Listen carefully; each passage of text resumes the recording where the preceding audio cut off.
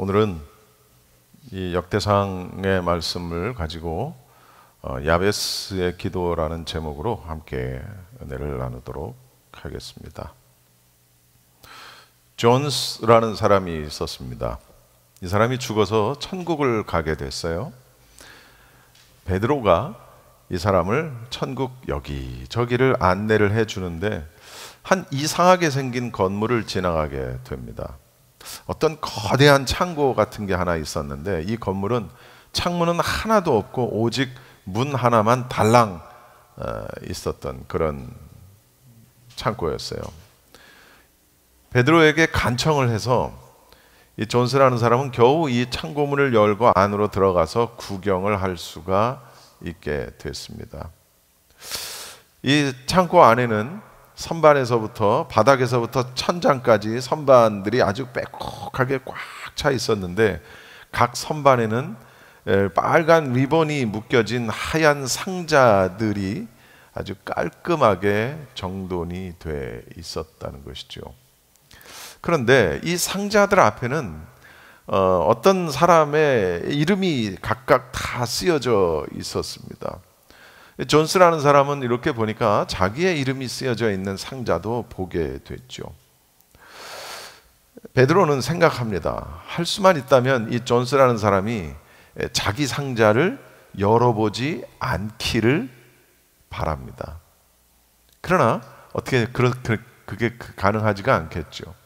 존스라는 사람도 참을 수가 없어서 자기 이름이 적힌 상자를 찾아서 바로 열어보게 되죠. 그랬더니 그 상자 안에는 어떤 것이 있었냐면 베드로가 그 장면을 보면서 하고 한숨을 쉬면서 참 불쌍한 듯 그 남자를 바라봤는데 그 열어본 상자 안에는 그가 이 세상에 살고 있을 동안에 하나님이 주시기를 원했던 수없이 많은 복들이 그 안에 있었다라는 거예요. 그런데 존스는 한 번도 그 복을 구한 적이 없었다는 것이죠. 그러니까 그 복이 그냥 상자 안에 그대로 그냥 있더라라는 겁니다. 우리에게 시사하는 바가 굉장히 크고 많다라고 저는 생각을 합니다. 여러분, 하나님께서 우리에게 복 주시기를 원하십니다. 아멘입니까? 여러분, 인간을 마지막에 창조하시고 가장 먼저 주신 것이 뭐였냐면 복이었어요. 창세기에 보면. 그래서 어쩌면 우리는 구하라 그리하면 주실 것이다 라고 약속을 하셨는데도 불구하고 우리가 복을 구하지 않기 때문에 이 땅에 사는 동안에 마땅히 누려야 할 복을 받지 못하고 사는 건 아닐까 하는 그런 생각을 잠깐 해보게 되는 것이죠.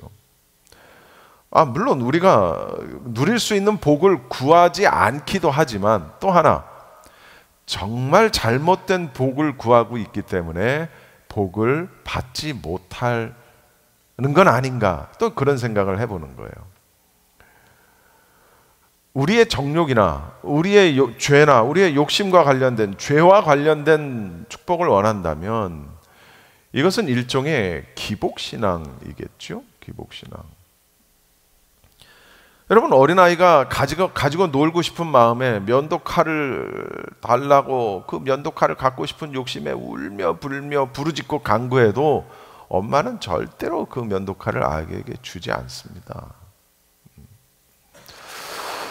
여러분, 우리는 오늘 이 본문을 통해서 이 본문이 우리의 기도의 모본이라고 할 수 있는 이 야베스의 기도를 통해서 이제 오늘 이후로 우리의 일평생의 기도와 또 복에 대한 개념을 확정하는 시간이 되기를 바랍니다. 먼저 우리는 이 본문을 볼 때 야베스라는 인물이 누구고 이 사람은 어떤 기도 제목을 가졌으며 어떻게 기도했는지를 살펴봐야 되겠죠. 짧은 2절 안에 모든 것이 다 담겨 있습니다.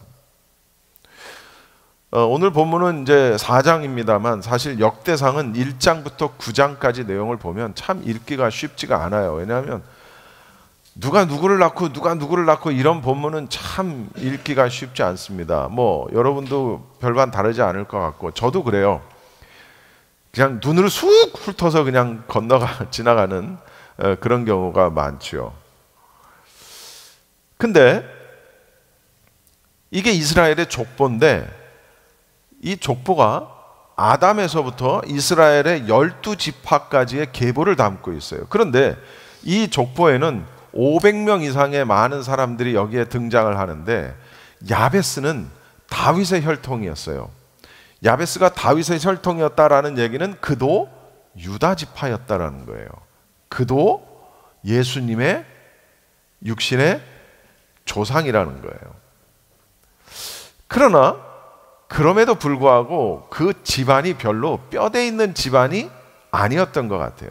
왜냐하면 그 왕족의 족보는 3장에 나오거든요. 역대상 3장. 근데 지금 오늘 본문은 4장이잖아요. 야베스는 3장에 안 나오고 4장에 나옵니다. 우리가 야베스에 대하여 주목해야 될 본문이 9절 후반절에 나오는데요.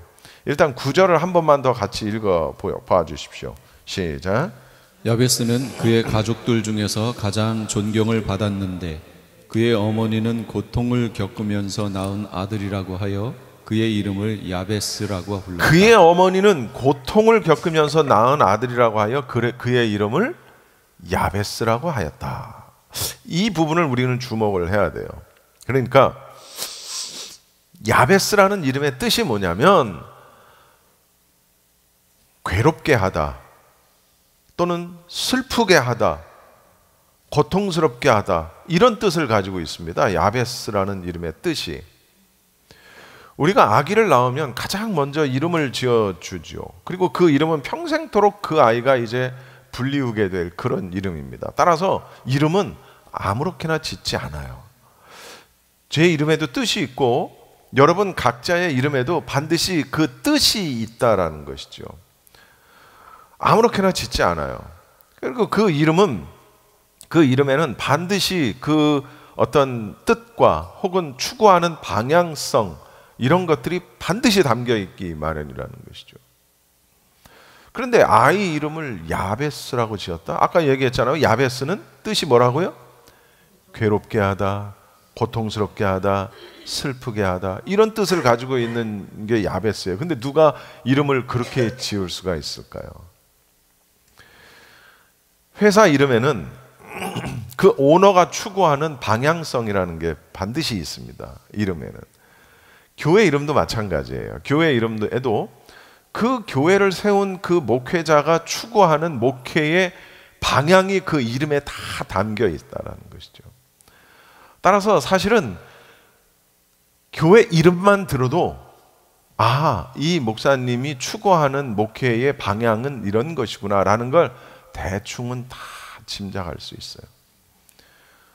저희 교단의 원로가 아니죠. 아직 현직이니까 아주 큰 교회 선배 목사님 중에 영안교회라고 있습니다. 영안교회. 그 영안이 뜨이다 하는 영안교회잖아요. 이거 그냥 지어진 게 아니에요. 이분이 기도원에서 기도하시다가 영안이 열리면서 응답받는 그런 놀라운 기적의 역사를 경험을 하고 교회 이름을 영안교회로 짓게 되는 거예요. 반드시 어떤 뭔가가 있는 거예요. 저는 우리 교회 이름을 처음엔 뭐라고 졌었냐면, 혹시 여기 그때 다 계셨나요? 빛과 소금교회라고 지었습니다. 저는 웬일인지 한국에 있을 때부터 만약에 내가 목회를 하게 된다면, 내가 목회해야지 이런 비전은 저에게 없었지만, 만약에 목회를 하게 된다면 내가 우리 교회 이름을 빛과 소금교회로 지어야 되겠다, 이런 생각을 늘 하고 있었어요. 근데 이제 미국에 와가지고 교회를 이제 하게 되면서 빛과 소금교회로 하게 됐죠. 그러나 이제 그 뒤에 일련의 어떤 과정들이 뭐 그걸 다 설명할 필요는 없고 있으면서 빛과 소금교회가 새생명 열방교회로 바뀌었고, 그게 그 다음에 프레이즈 교회로 바뀌었고, 그게 이제 오늘 찬양교회가 된 거예요. 찬양교회도 제가 또 선호했던 이름 가운데 하나였고요. 아무튼 이렇게 이름엔 다 어떤 뜻이 있다라는 것이죠. 제 동기 목사님들 교회 이름 몇몇 소개를 하면, 경기도 광주에 가면 새순교회라고 있습니다. 새순. 새순. 뭐예요? 나무에 새순이 자랄 때 얼마나 예뻐요. 그리고 그 새순을 보면 무엇이 떠오르는 거 아니? 생명력이라는 것이 떠오르잖아요. 그러면 이 박 목사는 어떤 생명력 있는 교회, 작지만 생명력 있는 교회를 추구하는구나. 금방 눈치챌 수 있어요. 그리고 제 동기 목사 교회 중에는 말씀과 성령 교회가 있어요. 굉장히 좀 세련되지 못한 이름 같죠? 말씀과 성령 교회. 근데 이 말씀과 성령 교회는 바로 우리에게 계시록을 전해준 목사님 교회입니다. 말씀과 성령이 뭐예요? 마지막 시대에 교회가, 우리가 반드시 들고 가야 할 등과 기름을 뜻하는 거예요. 그러니까 말씀과 등과 기름 교회, 그러면 이상하잖아. 그러니까 말씀과 성령 교회 이렇게 하는 거예요. 그게 다 추구하는 방향이 있는 거예요. 안산에 있는 제 동기는 주사랑 교회. 주님의 사랑을 더 가득한 교회, 주님의 사랑을 널리 전하는 교회, 그 뜻이 있다고요. 그리고 제가 한국에 있을 때 성남에 제 친구가 살기 때문에 성남을 자주 갔는데 거기 가다 보니까 교회 이름이 제일 큰 교회. 교회 이름이 제일 큰 교회예요. 그래서 물론 교회가 그렇게 크진 않아. 단독 건물을 갖고 있긴 하지만, 자체 건물을 갖고 있긴 하지만 그렇게 제일 큰 것 같지는 않은데 어쨌든 교회 이름을 제일 큰 교회라고 줬어요. 그러면 그 교회를 개척하셨던 목사님의 목회의 방향이 벌써 딱 드러나죠. 근데 제가 지금까지 아무리 생각해도 그 방향성을 알 수 없는 한 가지 교회가 있어요. 교회 이름이 민들레 교회야. 교회 이름을 그러니까 민들레 교회로 이렇게 지어놨어. 그래서 내가 이 민들레 교회를 내가 한국에서 봤는지 미국에서 봤는지 기억이 안 나는데, 내가 이렇게 가면서 교회 이름을 민들레 교회라고 이렇게 지어놨네. 민들레는 우리 와이프인데 그 목사도 와이프가 별명이 민들레인가, 이름이 민들레인가. 그래서 가만히 생각을 해봤어요. 민들레. 굳이 따지자면 일편단심 민들레야, 일편단심으로 하나님을 섬기겠다는 얘긴지, 아니면 진짜 방금 우리 김한섭 집사님 말씀대로 이렇게 퍼져나간다는 의미를 가지고 하여튼 그 이름을 지었을 때는 뜻이 있을 거예요. 그러니까 이름은 함부로 짓지 않는다는 거예요. 결론은 그거예요. 근데 오늘 본문의 야베스라는 이름은 아까도 얘기했지만 뜻이 괴롭게 하다, 고통스럽게 하다, 슬프게 하다라는 뜻을 갖고 있단 말이죠. 이 이름은 절대로 내 자식에게 지어줄 이름이 아니라는 거예요. 그런데 또 하나, 야베스의 이름은 오늘 9절 읽었잖아요. 아버지가 아니고 누가 지어줬어요? 엄마가 지어줬어요. 우리나라도 마찬가지지만 고대 이스라엘에서 어떻게 여자가 아들의 이름을 지어주나요? 그 얘기는 아버지가 아닌 엄마가 지어줬다라는 얘기는 유추해 볼 수 있는 게 아버지가 없는 유복자일 수 있겠다, 이렇게 추측을 할 수 있는 거예요. 우린 모르는 거예요. 본문에 안 나와 있으니까. 그리고 야베스가 고통을 안겨주었다, 괴롭게 하다, 수고로이 낳았다라는 뜻을 가지고 있는 것에서 볼 때 야베스를 낳을 때 엄마가 혹 굉장히 고생을 했겠구나. 우리가 그걸 난산이라고 그러죠. 거의 목숨을 걸고 죽기 직전까지 가서 이 아이를 낳았을 수도 있겠다. 또는 그 자신이 불구자로 출생을 했을지도 모르는 거고요. 남편을 잃고 과부가 된 엄마가 야베스가 태어나니까 얘를 어떻게 먹여 살릴까 하는 경제적인 문제로 근심을 했을 수도 있다라는 거예요. 그래서 적어도 이 이름의 뜻을 보면 엄마는 어머니로 하여금 이제 너는 고생문이 환하게 열렸다라는 생각으로 그렇게 태어난 불행한 과거를 가진 그런 사람이라는 걸 알 수 있다는 것이죠. 그런데 이와 같이 정말 슬픈 출생과 과거를 지닌 야베스를 하나님이 축복하셔서 어떻게 하셨냐면 다른 형제들보다 존귀하게 하셨다라는 거예요. 존귀하게. 야베스가 불행과 슬픔의 과거를 딛고 이렇게 축복과 존귀한 사람이 될 수 있었던 비결이 무엇이냐라는 걸 우리가 살펴봐야 된다는 것이죠. 그것은 바로 야베스의 기도에 있었다라는 것을 우리가 보게 되는 거예요. 그래서 야베스는 어떤 기도를 드렸기에 그는 축복의 사람이 되었는가라는 것을 보려고 하는 것이죠. 10절을 한번 읽어볼 텐데요. 10절에 보면 야베스는 4가지의 긴급 기도를 볼 수 있습니다. 우리 10절 한 번만 더 읽어보시죠. 야베스가 이스라엘 하나님께 나에게 복에 복을 더해 주시고 내 영토를 넓혀 주시고 주님의 손으로 나를 도우시어 불행을 막아 주시고 고통을 받지 않게 하여 주십시오 하고 간구하였더니 하나님께서 그가 구한 것을 이루어 주셨다. 자, 이제 잘 들어보십시오. 야베스는 4가지 기도를 하게 되는데 첫 번째 기도의 제목이 뭐였냐면 하나님께 뭘 달라?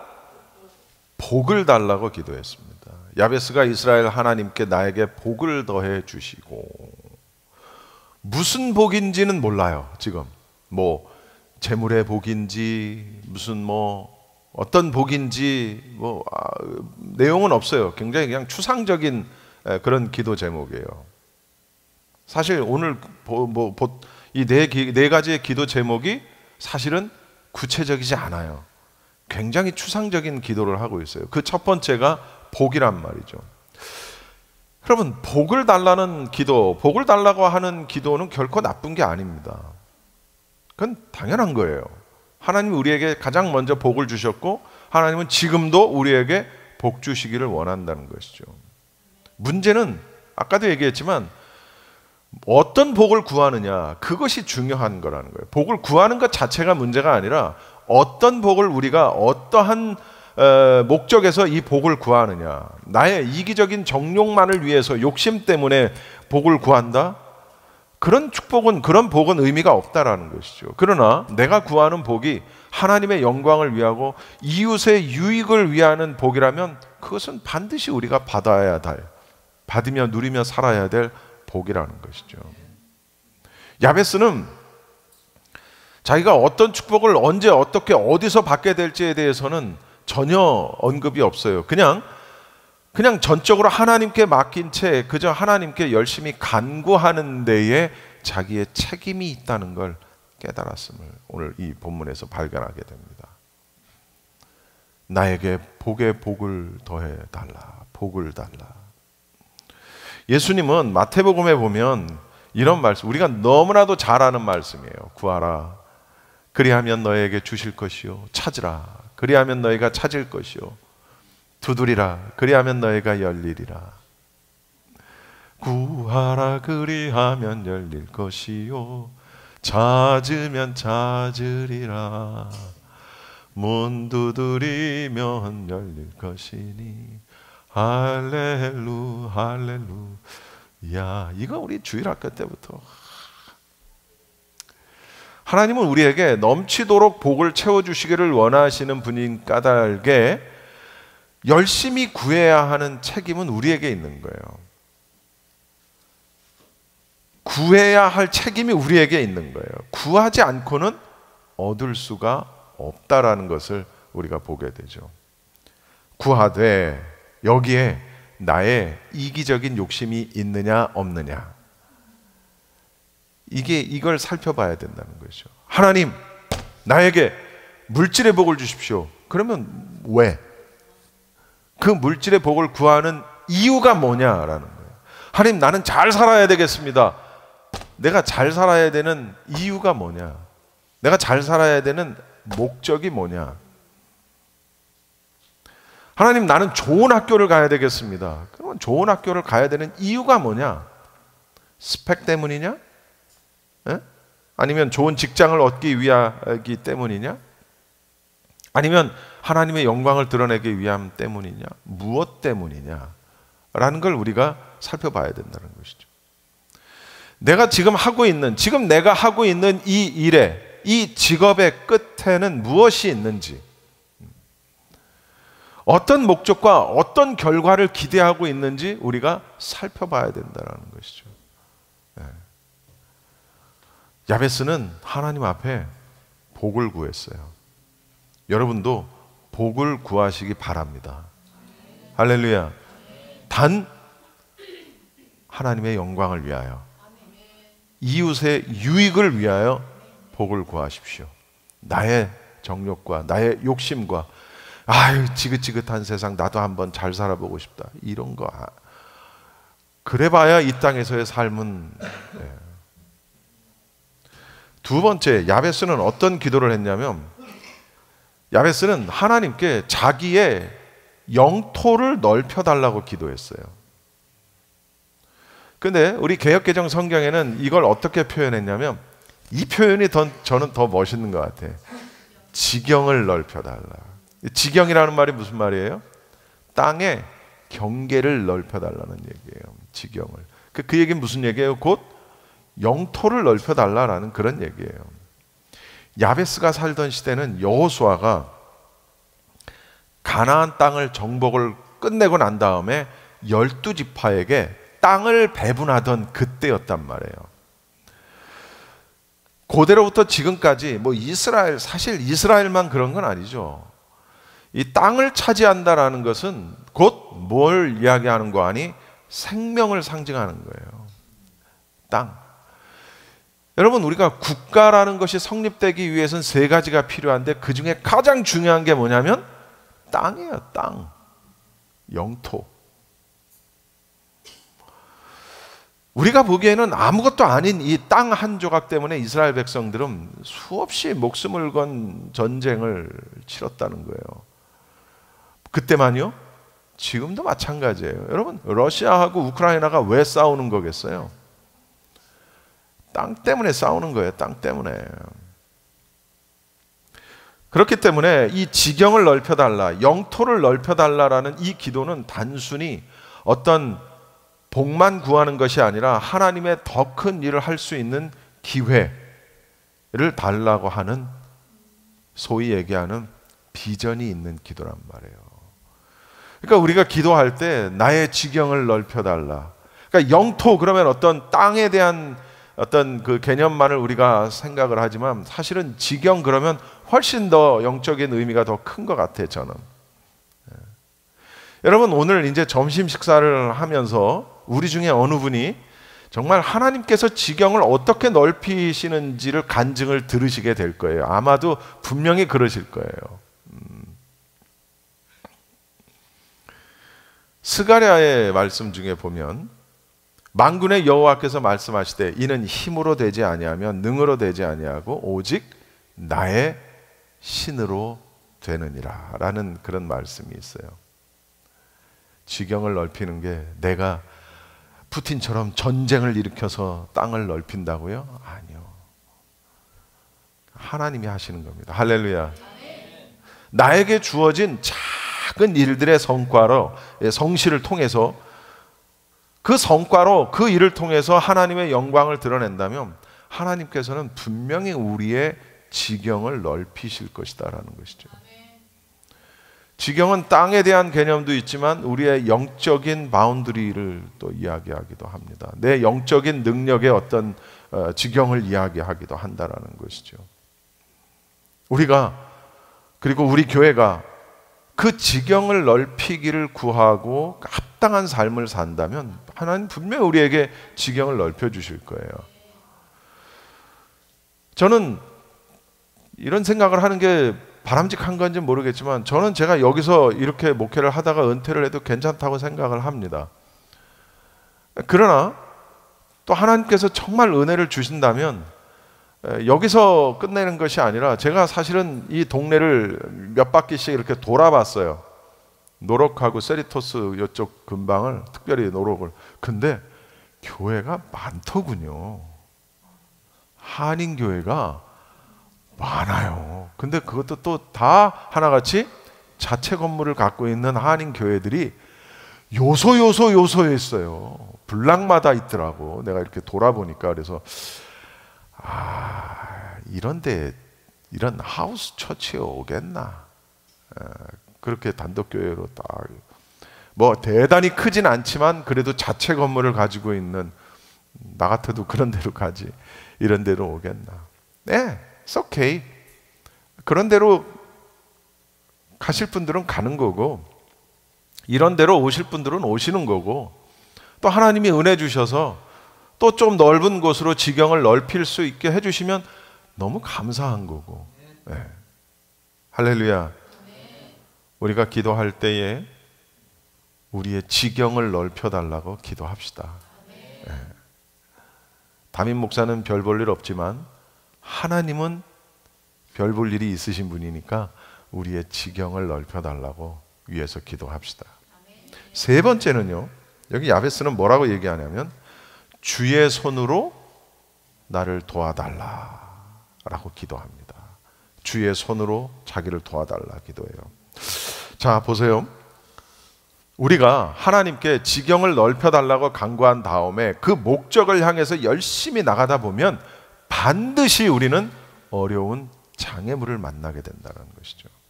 우리의 삶 속에 장애물을 안 만나고 한 번도 만나지 않고 지나갈 수는 없어요.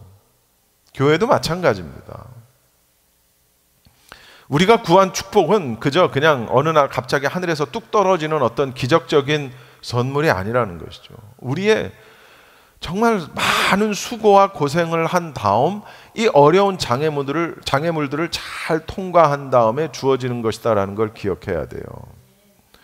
이런 과정에서 하나님의 손이, 주의 손이 우리를 도와주고 계심을 확신하는 믿음이 필요합니다. 할렐루야. 여기서 하나님의 손이 의미하는 게 뭘까요? 하나님의 손.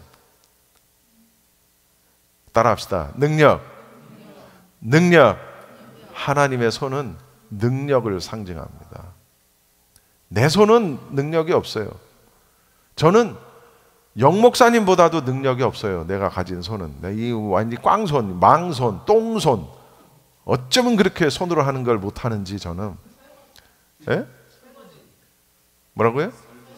아, 설거지. 그렇지, 설거지. 습진? 아니, 습진도 없어졌어요. 왜냐하면 우리 로이스 집사님이 그 고무장갑 그 로이스 집사가 사준 거 맞죠? 그걸 끼고 했더니 편하더라고요. 일반 고무장갑보다. 그래서 그걸로 끼고 했더니 어느 날 보니까 습진이 없어졌어. 여기 전체가 습진 때문에 내가 맨날 이렇게 긁고 자다가 긁어서 우리 집사람한테 맨날 혼나고 그랬거든요. 예. 근데 어느 날 보니까 내가 안 긁더라고. 보니까 없어요. 남자들이요, 반드시 고무장갑을 끼고 설거지를 하십시오.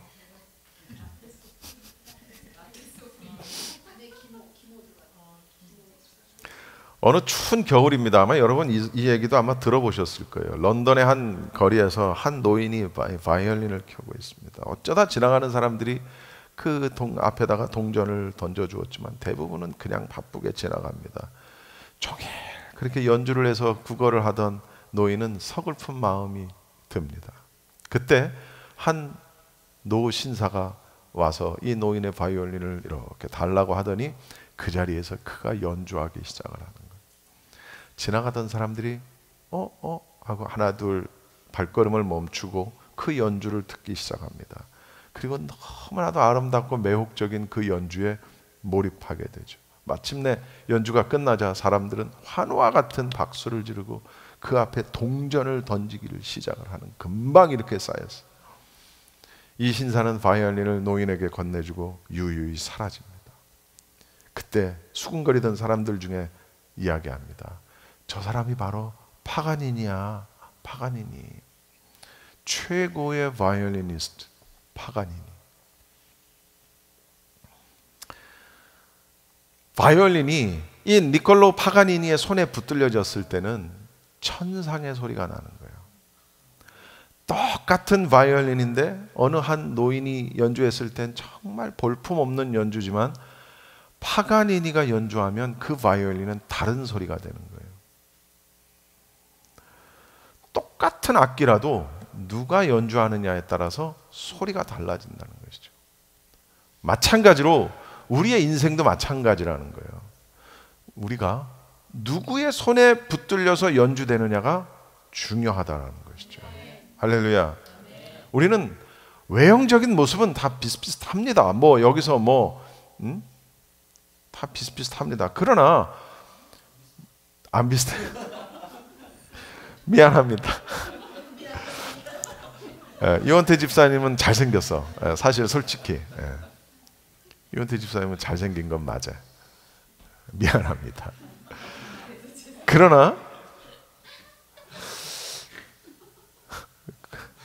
우리의 인생을 누가 붙드느냐에 따라서 굉장히 큰 차이가 나요. 똑같은 사람이어도, 똑같은 학교여도. 야베스는 자기의 영토, 자기의 지경을 넓혀 나가는 데 있어서 주의 손이 함께 하셔야만 한다라는 사실을 확신했어요. 그리고 그 하나님께 그 도움을 절실하게 요청하고 있는 걸 보게 되는 거예요. 할렐루야.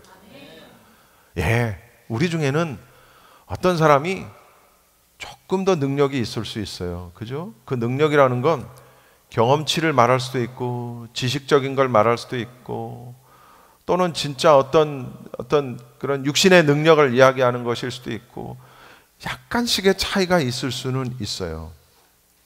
그래서 어떤 사람이 조금 더 나을 수는 있어요. 그러나 그것이 본질은 아니죠. 하나님께 모든 것을 맡기면 그건 완전히 상황이 달라진다는 것이죠.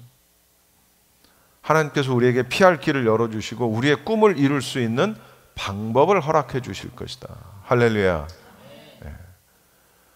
나로 지경을 넓혀 주시되 주의 손이 항상 나와 함께 하옵소서. 주의 손이 없어도 지경을 넓힐 수 있어요. 교회가 하나님의 도우심이 없어도, 성령의 충만함이 없어도 교회가 얼마든지 부흥할 수 있어요. 정명석 들어보셨어요? 저는 이해할 수가 없어요. 신천지 이만희 들어보셨어요? 절대로 나는 이해할 수가 없어요. 정명석 이만희에게 성령이 있습니까? 하나님의 손이 그들과 함께 합니까? 그런데 왜 그들에게는 수십만의 사람들이 들러붙고, 내가 어젠가 뉴스를 보니까 통일교가 또 단체 결혼식을 또 한다고 그러대요? 거기에 성령이 함께 하십니까? 하나님의 손이 함께 하세요? 근데 왜 거기는 그렇게 사람들이 모이고 그를 하나님처럼 추정하고, 나원 알 수가 없는 거예요. 나는 정씨야. 그래서 이건 나도 정씨인데 난 정말 알 수가 없는 거예요. 아니, 이 30대 젊은 여성들이, 30대도 필요 없어, 20대 초반의 젊은 여성들이 이게 도대체 하나님의 손이 함께 하지 않아도, 하나님의 성령이 함께 하시지 않아도 교회는 부흥할 수 있고요, 능력을 발휘할 수 있고요. 그러면 그 얘기는 뭐예요? 성령이 함께 하시지 않았다는 얘기는 뭐예요? 악령이 함께 했다는 얘기죠. 마귀가 그를 장악했고 그 모든 배후에 마귀가 이 모든 것들을 조정한다는 거예요. 바라건대 저와 여러분과 우리 교회에는 하나님의 손이 함께 하길 바랍니다. 하나님의 능력이 함께 하시기를 바랍니다. 마지막으로 네 번째, 야베스는 뭐라고 기도하냐면, 따라합시다. 불행을 막아주시고 고통을 받지 않게 해주세요. 여러분, 아마도 야베스는 여기 본문에 보면 어떤 큰 시련이 있는지는 나와 있지 않아요. 그러나 그의 기도 제목을 볼 때, 이 사람은 굉장히 큰 시련을 지금 맞닥뜨리고 있나 보다라는 걸 생각해 볼 수 있겠죠. 우리가 아무리 하나님의 뜻대로 바르게 산다고 해도 환난과 시련이 때로 우리를 굉장히 힘들게 합니다. 굉장히 우리의 삶을 위협합니다. 그렇죠? 우리가 아무리 성령에 붙들림 받은 삶을 살고 열심히 기도해도요, 수없이 많은 근심과 고통과 환난들이 우리를 삼킬 때가 있다라는 거예요. 특히 우리가 하나님께 기도한 대로 우리의 지경이 크게 넓어져서 엄청난 축복을 받게 되었을 때, 이때 우리가 또 조심해야 될 게 있는 거예요. 실수해서 죄에 빠지거나 하나님을 잊어버릴 수도 있어요. 이런 사람들이 많아요. 평신도들은 물론이지만 능력의 주의 종들 가운데에서도 그렇게 해서 마지막에 결말이 아름답지 않았던, 비참했던 그런 종들이 역사 속에 많이 있다라는 것이죠. 실제로 정말 건실한 기독교인이 큰 축복을 받은 다음 교만해져 가지고 하나님으로부터 버림받는 그런 사람들이 있다라는 거예요. 따라서 우리는 우리의 축복이 오늘 개역개정에는 이걸 뭐라고 표현을 했냐면 근심이 없게 하시고, 이렇게 표현을 합니다. 근심이 없는 축복, 하나님과 사람들로부터 인정을 받고 사랑받는 축복이 돼야지 우리의 추한 이기심으로 일그러진 그런 축복이 되어서는 안 된다는 거예요. 복을 주신 분은 하나님이시기 때문에 하나님의 뜻에 합하지 않을 경우 그것을 거두어 가시는 분도 하나님이시라는 걸 반드시 알아야 돼요. 결론입니다. 이 야베스의 기도 안에 담긴 야베스의 목적은 한마디로 이런 거죠. 하나님의 복을 받고 슬픔과 고통 속에서 자유로워지는 삶이에요. 그러기 위해서 하나님께서 내 불행도 막아주시고 고통도 벗어나게 해주시고, 그러기 위해서 하나님이 늘 나에게 주의 손이 나와 함께 해주세요. 그런데 10절 마지막 부분에 여러분 보시면 하나님 뭐라고 그러셨어요? 이루어 주셨다. 야, 구체적으로 구해. 이렇게 안 하시고 그의 심령을 아시는 하나님, 그의 중심을 아시는 하나님. 우리는 지금 이렇게만 봐서 그가 어떤 고통 속에 있었는지, 얼마만큼의 영토를 원하는지 우리는 알 수 없으나 하나님은 아시죠. 하나님이 그 야베스의 기도를 들으시고 그의 기도를 들어주셨다. 지혜를 구했던 솔로몬, 그렇죠? 굉장히 겸손한 기도였죠. 솔로몬은 지혜를 구했어요. 근데 야베스는 참 경건한 기도였어요. 응답을 받았어요. 야베스가 누린 성공은 태어날 때 그가 고통스러웠던 것보다 훨씬 큰 것이었다라는 것이죠. 야베스는 자신이 가지고 있는 야베스라는 이름을 극복했다는 걸 보게 되는 거예요. 무엇으로? 기도로. 야베스의 기도는 우리의 삶 속에서 기도를 가장 우선순위에 두어야 하는 좋은 본보기예요. 여기서 말하는 우선순위라는 것은 삶의 중심을 이야기하는 겁니다. 우리는 필요할 때는 도움을 얻기 위해서 늘 하나님을 의지해야 되고요. 또 기도 제목들을 가지고 은혜의 보좌로 나올 수 있어야 한다는 것이죠. 그리고 하나님의 도우심을 입는 존귀한 자가 또한 야베스가 됐어요. 우리도 그렇게 될 수 있다. 어쩌면 이미 우리는 하나님의 자녀된 성도들이기 때문에 존귀한 자라고 할 수도 있겠죠. 하나님 앞에 복을 구하시고 내 지경을 넓혀달라고 기도하시고 하나님의 손이 나와 함께 해달라고 기도하시고, 그런 기도들이 우리 모두에게 있기를 바랍니다. 그래서 고통과 불행과 슬픔과 근심 속에서 우리를 지켜달라고 기도합시다. 이것이 야베스의 기도입니다. 본문에 성경에 야베스에 대한 이야기가 없어요. 요렇게 짧게 딱 한 번만 나옵니다.